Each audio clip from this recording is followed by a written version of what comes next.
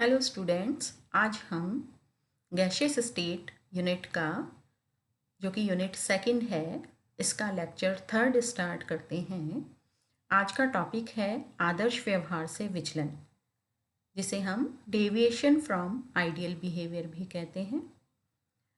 वास्तविक गैसें किन्हीं विशिष्ट परिस्थितियों में आदर्श व्यवहार प्रदर्शित करती हैं तथा किन्हीं विभिन्न परिस्थितियों में आदर्श व्यवहार से विचलन प्रदर्शित करती हैं। तो वास्तविक गैसें जिन स्थितियों में, जिन कंडीशंस में आदर्श व्यवहार से विचलन प्रदर्शित करती हैं, उन कंडीशंस को आज हम पढ़ेंगे तथा उसका कारण स्पष्ट करेंगे। स्टूडेंट्स, हमें पता है कि बॉयल्स लॉ क्या होता है। सर्वप्रथम हमने पढ़ा था कि बॉयल का नियम क्या होता है। बॉयल के नियम के अनुसार स्टूडेंट्स हमने पढ़ा था कि P is inversely proportional to V।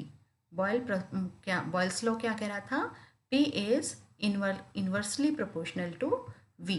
That is P का मान जो है, प्रेशर का मान जो है, वो आयतन के व्युत्क्रमानुपाती होता है। किसी भी गैस का प्रेशर यदि हम दाब बढ़ाते हैं तो वह आयतन के व्युत्क्रमानुपाती होता है। तो यह बॉयल का नियम है और यह स्थिति किस पे होगी? स्थिर ताप पर किसी भी गैस के दाब का मान उसके आयतन के व्युत्क्रमानुपाती अर्थात इन्वर्सली प्रोपोर्शनल होता है। इसका मीनिंग ये हुआ कि PV की जो वैल्यू है P इंटू V, यानी PV का जो मल्टीप्लिकेशन है या PV का जो प्रोडक्ट है वो हमेशा कांस्टेंट रहना है बॉयल्स लॉ के अकॉर्डिंग। तो बॉयल्स नियम के का विचलन क्या होगा? बॉयल नियम का डेविएशन या बॉयल्स लॉ का डेविएशन क्या बताता है कि बॉयल के नियम के अनुसार प्रेशर के सभी मान एवं निश्चित ताप पर किसी भी गैस का प्रेशर और वॉल्यूम का जो गुणनफल है यानी PV प्रोडक्ट है उसकी वैल्यू कितनी होनी चाहिए? कांस्टेंट होनी चाहिए। ये बॉयल्स लॉ कहता है। परंतु यदि PV यानी PV का जो प्रोडक्ट है उसके वैल्यूज़ में PV एवं P के वैल्यूज़ के मध्य यदि हम ग्राफ वक्र खींचते हैं तो हमें प्रेशर अक्ष x के यानी दाब अक्ष के पैरेलल एक सीधी रेखा प्राप्त होनी चाहिए, जैसा कि बॉयल्स लॉ बताता है। बॉयल्स लॉ क्या बताता है? बॉयल्स लॉ बताता है कि यदि हम PV यानी PV प्रोडक्ट एवं P के मध्य यानी प्रेशर के मध्य यदि एक ग्राफ खींचते हैं तो हमें ग्राफ कैसा प्राप्त होना चाहिए? एक सीधी रेखा प्राप्त होनी चाहिए, एक स्ट्रेट लाइन प्राप्त होनी चाहिए। आइडियल गैसेस के लिए, क्योंकि PV की वैल्यू कांस्टेंट है सभी दाब के मानों पे, ऑल वैल्यूज ऑफ P पर। परंतु ऐसा हमें वास्तविक गैसों के लिए ऐसा ग्राफ हमें प्राप्त नहीं होता है। अर्थात सभी वास्तविक गैसें, सभी गैसें दाब के अक्ष के समानांतर यानी पैरेलल व्यवहार प्रदर्शित नहीं करती हैं, अर्थात ये आदर्श व्यवहार से विचलन प्रदर्शित करती हैं। जैसा कि इस ग्राफ में दिखाया गया है कि PV वर्सेस P है ना, PV वर्सेस P। देखिए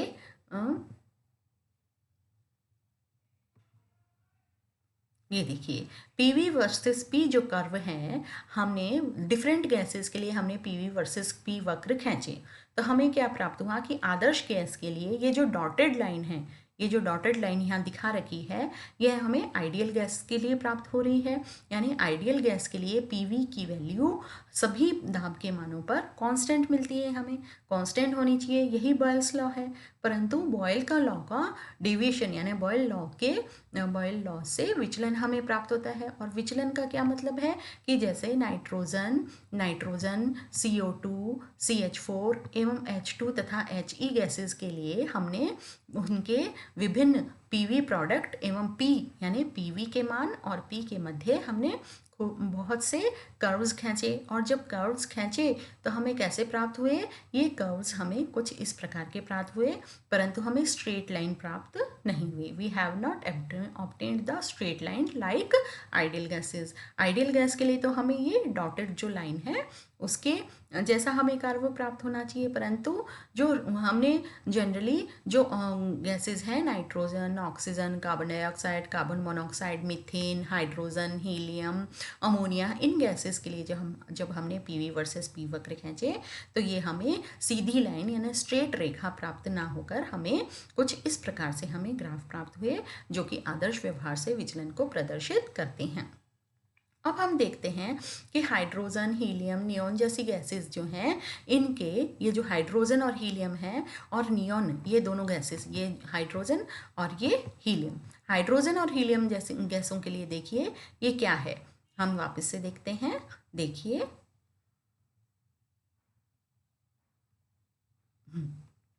ये है ये जो कर्व है, ये कर्व हाइड्रोजन गैस के लिए है और ये वाला जो कर्व है ये हीलियम गैसेस के लिए है।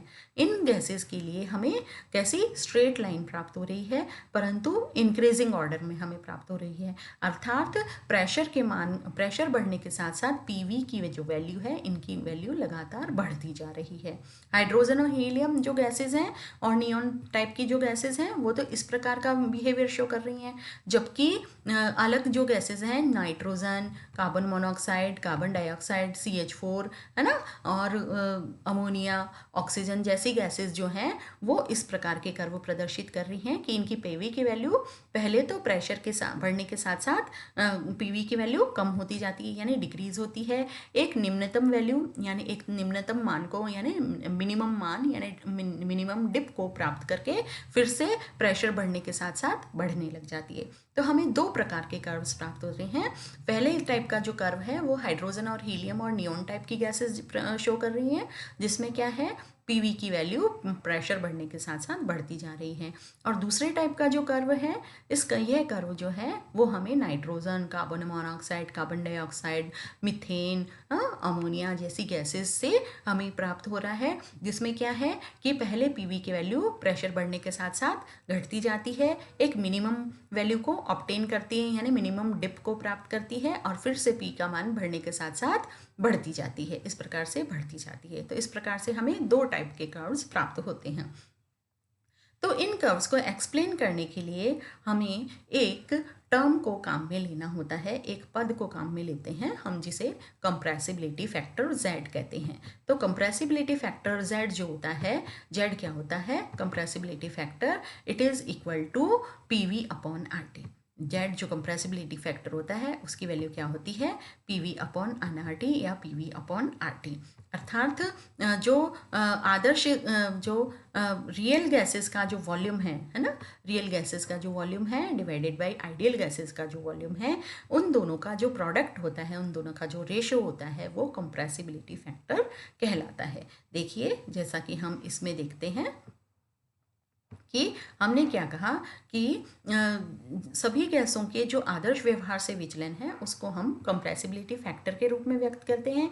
और कंप्रेसिबिलिटी फैक्टर क्या होता है, Z होता है। Z is equal to V real upon V ideal, यानी वास्तविक गैस का आयतन अपॉन आदर्श गैस का आयतन, विच इज इक्वल टू अब V रियल और V आइडियल को दोनों को हमने प्रेशर से मल्टीप्लाई कर दिया तो ये PV real upon PV ideal के बराबर हो जाता है। और चूंकि हमें पता है कि PV ideal is equal to कितना होता है 1 मोल के लिए RT के इक्वल होता है, तो this is equal to PV real upon RT यानी PV upon RT, and PV is equal to PV upon RT और that is equal to Z is equal to PV upon NRT यानी number of mole. यहाँ Z ये गलत से लिखा हुआ है, गलती से लिखा गया है, तो PV की वैल्यू क्या हो जाती है NRT। चूंकि हमें पता है कि PV की वैल्यू NRT के बराबर होती है, PV is equal to NRT, PV किसके बराबर है NRT के बराबर है, अतः Z की वैल्यू कितनी हो जाती है, Z की वैल्यू आइडियल गैसेस के लिए 1 के बराबर हमें प्राप्त हो जाती है।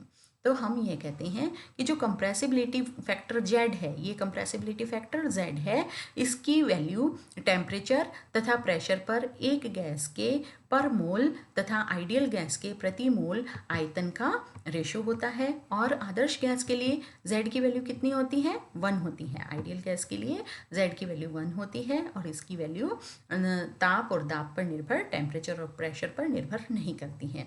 परंतु रियल गैसेस के लिए Z की वैल्यू टेम्परेचर और प्रेशर दोनों पे डिपेंड करती है। और रियल कंप्रेसिबिलिटी फैक्टर के इकाई मान में विचलन यानी इसकी यूनिट वैल्यू में यदि हम डेविएशन करते हैं तो कंप्रेसिबिलिटी फैक्टर का जो डेविएशन होता है उसको हम आदर्श व्यवहार से विचलन के रूप में नाप सकते हैं। कैसे कि हमने देखा कि ये जितने भी गैसेस हैं, देखिए कर्व में हम देखते हैं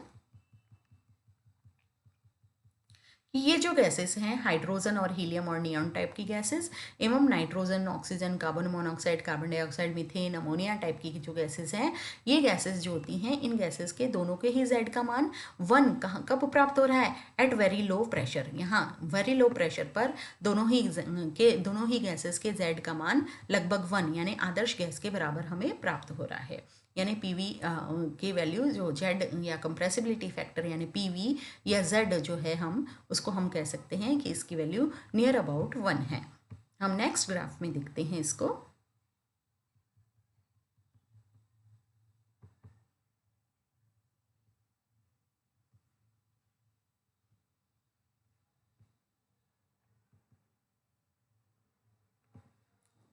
यहाँ देखिए कि हमने Z या PV अपॉन nRT यानी Z की वैल्यू एवं प्रेशर के बीच में हमने कर्व खींचा और हमें क्या प्राप्त हुआ कि नियर अबाउट सारी ही गैसेस के लिए Z की value at very low pressure, बहुत निम्न दाब पर, बहुत लो प्रेशर पर Z की वैल्यू बहुत निम्न प्राप्त होती है लगभग सभी गैसेस के लिए। और सभी गैसेस के लिए Z की वैल्यू जो है बहुत निम्न दाब पर कितनी होती है? Z की वैल्यू यानी कंप्रेसिबिलिटी फैक्टर वर्सेस P का ग्राफ है और Z की वैल्यू 1 प्राप्त होती है हमें लगभग सभी गैसेस के लिए। कब? एट वेरी लो प्रेशर, बहुत निम्न दाब पर, एट वेरी लो प्रेशर। और जब हम प्रेशर को बढ़ाने लगते हैं तब देखिए ये दोनों तरह की जो गैसेस हैं ये अलग अलग व्यवहार प्रदर्शित करती हैं। यह तो ग्राफ हाइड्रोजन का है और इसी तरह से यह एक ग्राफ जो है वो हीलियम गैस के लिए हमें प्राप्त हो जाता है। यह है हीलियम गैस के लिए ग्राफ। तो हमने ये देखा कि जो कार्बन डाइऑक्साइड, मीथेन और नाइट्रोजन जैसी गैसेस हैं उनका क्या होता है कि एट वेरी लो प्रेशर, बहुत लो दाब पर, बहुत निम्न दाब पर तो इनकी Z की वैल्यू का मान 1 होता है। परंतु जैसे जैसे हम प्रेशर को बढ़ाते जाते हैं इनकी Z की वैल्यू और कम होती जाती है और कम होते होते एक निम्नतम मान को प्राप्त करके ये फिर से बढ़ने लगती है। तो एक मॉडरेट प्रेशर रेंज अगर हम कहते हैं कि एक मध्यवर्ती प्रेशर की सीमा में जो इसके जो Z का मान है वो क्या होगा? Z is always lower than 1 यानी निम्न दाब परिसर में Z का मान इन गैसों के लिए हमेशा Z का मान जो है वो 1 से कम प्राप्त होता है हमें, है ना। मतलब Z is lower than 1, Z की वैल्यू जो है लोअर प्रेशर रेंज में वो कितनी प्राप्त होती है हमें? 1 से कम। 1 से कम को हम कैसे दिखेंगे? ऐसे Z की वैल्यू हमें 1 से कम प्राप्त होती है। यहाँ Z की वैल्यू फिर से प्रेशर बढ़ाने पर बढ़ने लगती है और Z की वैल्यू फिर से 1 से ऊपर मतलब उच्च दाब में Z की वैल्यू जो है वो 1 से अधिक पाई जाती है। जबकि हाइड्रोजन और हीलियम गैसेस के लिए हमेशा Z का मान लगातार बढ़ता जाता है and it is always greater than 1। Z की वैल्यू हमेशा 1 से अधिक पाई जाती है। तो निम्न दाब परिसर में लोअर प्रेशर रेंज में Z की वैल्यू 1 से कम क्यों पाई जाती है? क्योंकि जब दाब कम होता है तो जो अणु हैं वो क्या होंगे? उनके मध्य अट्रैक्शन फोर्सेस जो होते हैं वो काम करने लगते हैं और अट्रैक्शन फोर्स काम करने के कारण उनके मध्य जो होगा उनका जो आयतन है वो कम होने लगता है और आयतन कम होने के कारण उनके अट्रैक्शन फोर्सेस कार्य करने के कारण इनकी जो कंप्रेसिबिलिटी फैक्टर है इसका मान जो है वो कम हो जाता है। जबकि उच्च दाब क्षेत्र में या हाइड्रोजन और हीलियम जैसी गैसेस के लिए Z का मान हमेशा 1 से अधिक पाया जाता है। क्यों? क्योंकि उच्च दाब क्षेत्र में गैसों के अणु बहुत ज़्यादा निकट आ जाते हैं और बहुत ज़्यादा अत्यंत अधिक निकट आने के कारण, बहुत ज़्यादा क्लोज हो जाने के कारण इनके मध्य रिपल्सिव फोर्सेस यानी प्रतिकर्षण बल कार्य करने लग जाते हैं, और प्रतिकर्षण बल कार्य करने के कारण क्या होगा, इनकी Z की वैल्यू हमेशा 1 से अधिक हमें पाई जाती है। तो इस प्रकार से हम देखते हैं कि जो हाइड्रोजन, हीलियम और ये जो गैसेस हैं, इनकी Z की वैल्यू प्रेशर बढ़ाने के साथ एक बार कम होती है और फिर से बाद में प्रेशर बढ़ने के साथ साथ फिर से बढ़ने लगती है, जबकि हाइड्रोजन और हीलियम जैसी गैसेस के लिए Z की वैल्यू हमेशा 1 से अधिक होती है और प्रेशर के मान बढ़ने के साथ साथ लगातार बढ़ती जाती है।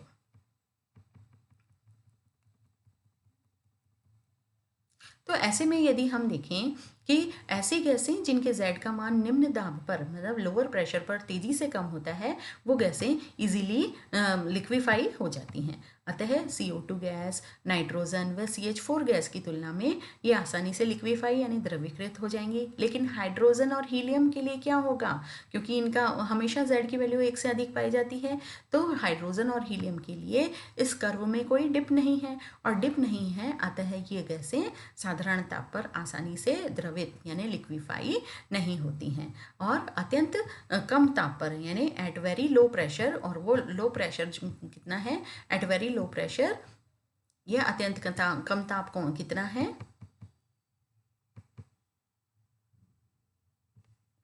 अत्यंत कम ताप पर, जैसे हाइड्रोजन के लिए -165 डिग्री सेंटीग्रेड से कम, तथा हीलियम के लिए, हाइड्रोजन के लिए -165 डिग्री सेंटीग्रेड से कम, तथा हीलियम के लिए -240 डिग्री सेंटीग्रेड से भी लोअर टेम्परेचर पर ये गैसें भी carbon monoxide, carbon dioxide, CH4 के समान ही कर्व प्रदर्शित करती हैं।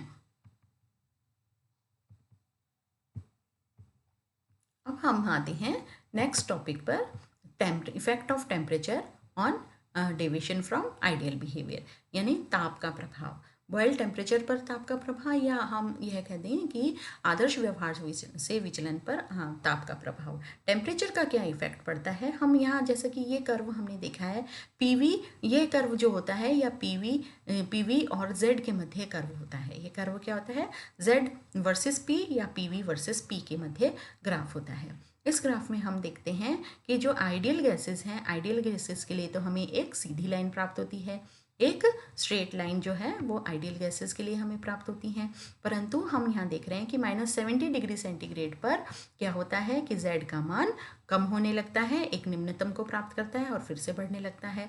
फिर जब हमने टेम्परेचर और हाई किया, -70 से बढ़ाकर हमने -25 डिग्री सेंटीग्रेड किया नाइट्रोजन के लिए, तो हमने क्या देखा कि ये जो डिप है, अवनमन है, यह कम होता जा रहा है, यानी जो गर्त है ना, ये डिप है, ये गर्त कम हो गया, तथा Z का मान फिर प्रेशर बढ़ाने के साथ बढ़ता जा रहा है। और फिर हमने और टेम्परेचर बढ़ाया, लगभग -25 से हमने टेम्परेचर बढ़ाकर +20 कर दिया, तो इस डिप का मान लगभग ख़त्म होता जा रहा है, यानी डिप और कम होता जाता है, यानी अवनमन जो है लगभग ख़त्म होता जा रहा है, कर्व में जो डिप है यह ख़त्म होता जा रहा है। तथा हमने ये देखा कि 50 डिग्री सेंटीग्रेड यानी टेम्परेचर और अधिक हमने बढ़ाया, लगभग 50 या 51 डिग्री सेंटीग्रेड, कई बुक्स में, कुछ बुक्स में 50 हैं और कुछ में 51 है, तो 50 या 51 डिग्री सेंटीग्रेड पर यह जो है, यह डिप लगभग खत्म हो जाता है, और इसका जो ग्राफ है यह स्ट्रेट लाइन के एकदम नज़दीक आ जाता है, यानी आदर्श गैस, ये जो है ये आइडियल बिहेवियर है, यानी आदर्श गैस के लिए यह स्ट्रेट लाइन कर्व है, तो स्ट्रेट लाइन के लगभग नज़दीक आ जाता है 50 या 51 डिग्री सेंटीग्रेड पर।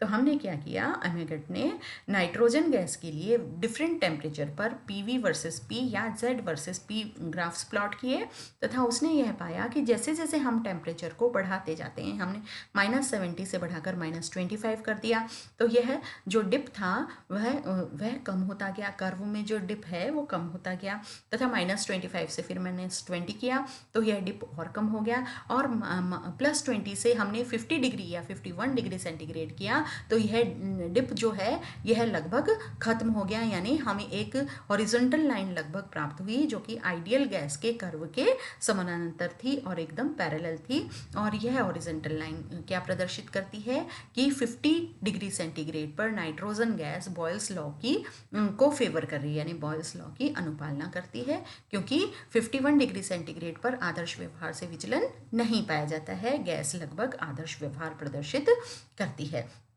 तो हम ये कहते हैं कि टेम्परेचर में वृद्धि से गैस का जो आदर्श व्यवहार से डेविएशन है वो कम होता जाता है, तथा एक विशेष ताप पर जो टेम्परेचर है 50 या 51 डिग्री सेंटीग्रेड पर यह क्या होता है, यह डिप जो है ये पीवी एक्सिस के जो है वो पी एक्सिस के लगभग समानांतर यानी हॉरिजॉन्टल हो जाता है, और इस प्रेशर रेंज में जो गैस है वह आदर्श गैस की तरह व्यवहार करती है। और यह टेम्परेचर जो होता है नाइट्रोजन गैस के लिए, जैसे 51 या 50 डिग्री सेंटीग्रेड का जो टेम्परेचर है, यह टेम्परेचर बॉयल पॉइंट कहलाता है। यह टेम्परेचर बॉयल्स टेम्परेचर या बॉयल्स पॉइंट कहलाता है, जिसे हम टीबी से शो करते हैं। तो बॉयल टेम्परेचर वह टेम्परेचर है जिस पर कोई भी गैस जो है वो आदर्श व्यवहार प्रदर्शित करती है, अर्थात वह ताप वह टेम्परेचर जिस पर वास्तविक गैस दाब के सुप्रेक्ष्य परिसर में आदर्श गैस के बॉयल नियम की तरह अनुपालना करती है, वह बॉयल्स टेम्परेचर कहलाता है। और 50 डिग्री सेंटीग्रेड के बाद नाइट्रोजन के पीवी वैल्यूज़ प्रेशर बढ़ाने पर बढ़ती जाती हैं, तथा विभिन्न गैसों के लिए बॉयल टेम्परेचर टीबी की जो वैल्यू है वो हमें भिन्न भिन्न प्राप्त होती है। जैसे हाइड्रोजन के लिए बॉयल्स टेम्परेचर -165 डिग्री सेंटीग्रेड, तथा हीलियम के लिए बॉयल्स टेम्परेचर -240 डिग्री सेंटीग्रेड हमें प्राप्त होता है। तो इस प्रकार से आज हमने पढ़ा कि जो रियल गैसेस हैं वो आदर्श व्यवहार से किस प्रकार से डेविएशन दिखाती हैं, यानी आइडियल बिहेवियर से विचलन प्रदर्शित करती हैं, और टेम्परेचर का इसमें क्या रोल होता है आदर्श व्यवहार से विचलन में, यह हमने पढ़ा। आज का लेक्चर यहीं समाप्त होता है। धन्यवाद।